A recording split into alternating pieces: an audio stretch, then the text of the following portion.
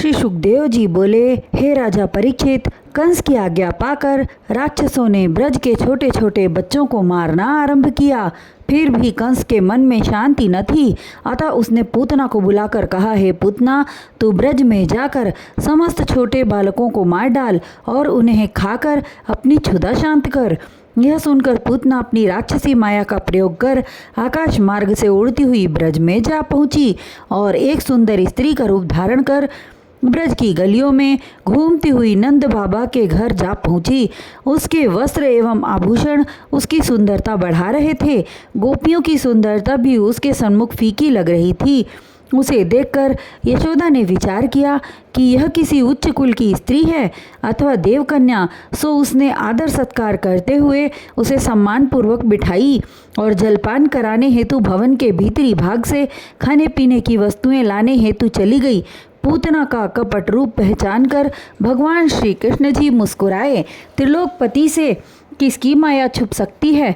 उन्होंने विचार किया कि यह अच्छा हुआ जो सर्वप्रथम मेरे ही पास आई, अन्यथा दूसरे स्थानों पर जाती तो मेरे कितने प्रिय सखाओं को मार डालती।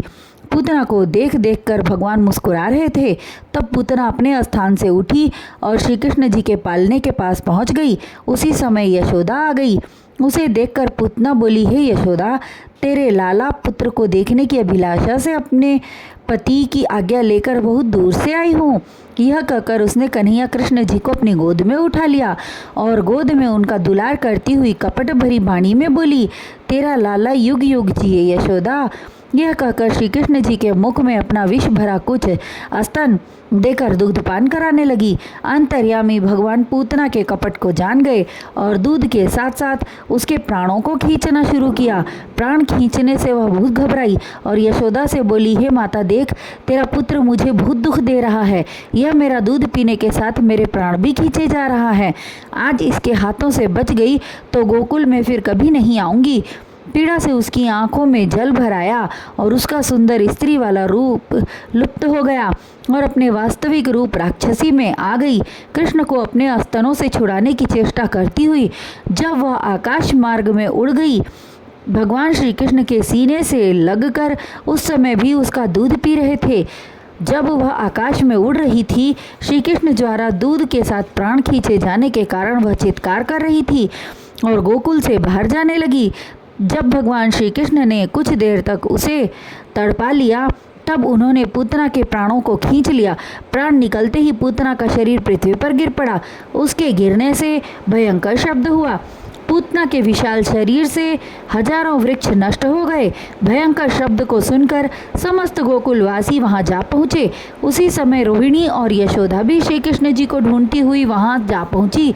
भगवान लीलाधर उस समय भी पूतना के स्तनों से अपना मुख लगाए खेल रहे थे।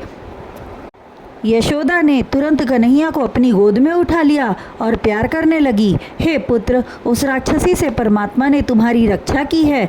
नंद बाबा ने पुत्र के प्राण बच जाने की खुशी में 1000 गौएं ब्राह्मणों को दान दिया।